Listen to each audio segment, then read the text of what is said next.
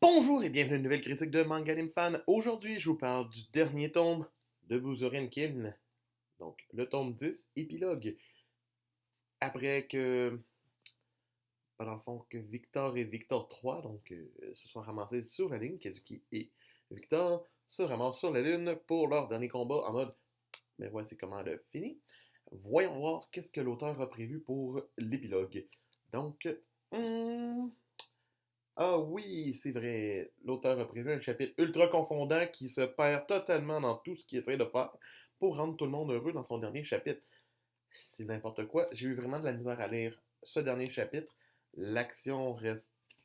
T'es comme. Pourquoi Tokiko s'en va se battre contre Papillon? Pourquoi ci? Pourquoi ça? C'est ridicule. Ça arrête jamais. Il utilise tout ce qu'il n'avait pas utilisé depuis. Il est comme ah, j'avais pas utilisé ce Renkin là, j'avais pas utilisé ce personnage-là, j'avais pas.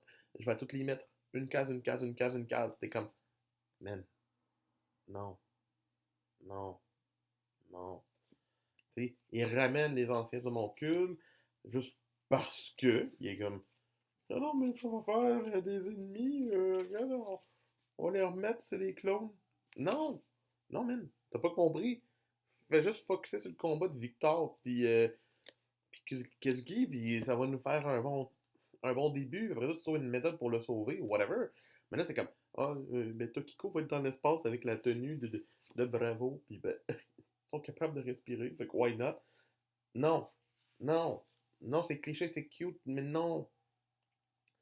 Fait qu'après ça, t'as le combat contre Papillon, parce que ça a l'air que lui avait le droit d'avoir de l'importance, qui se termine en mode Papillon est un allié, fait qu'on le tuera pas. C'est comme, ah, on est déjà rendu à la fin, mais il me reste comme tout ça à lire. Qu'est-ce qui peut être pire?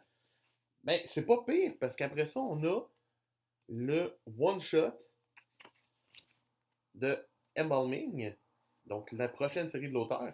Et sincèrement, ce one-shot-là est presque meilleur que le début d'Embalming. Puis j'avais vraiment aimé Embalming au début, vers la fin, ça tirait en longueur, mais en même temps, un tome par année, ça l'aidait pas. Donc oui, c'est le fun, parce que ça nous donne plus de John Doe, en fait, puis John Doe, c'est long avant qu'il apparaisse en série de base. Puis tu sais, ça nous donne du Lord Cadaver, qui est genre le maître des cadavres, ou whatever. C'est comme, ouais, ok, non. Mais c'est très bien fait, puis surtout que c'est très loin de ce qui se passe dans le premier chapitre d'Embalming à la fin, pour vrai. Donc, ça reste le fun. Puis ces scènes d'action sont étrangement, ben, supérieures à ce qu'il fait dans Buzorenkin, parce qu'il y a l'air d'avoir du fun à les refaire, ces scènes d'action. Fait que ça, c'est le fun.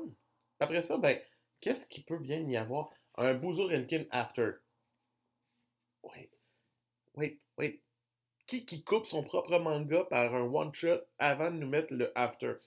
C'est ridicule. Oui, il les a publiés dans ce ordre-là, je suis d'accord, mais ça reste ridicule. Le After est meilleur que l'épilogue. On se le cachera pas, il est vraiment supérieur.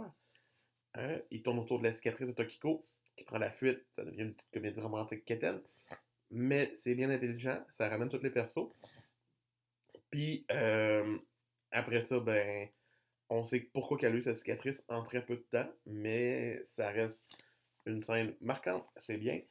Euh, Puis ça se finit sur un abus de touchage de cicatrice, puis des petites révélations cul.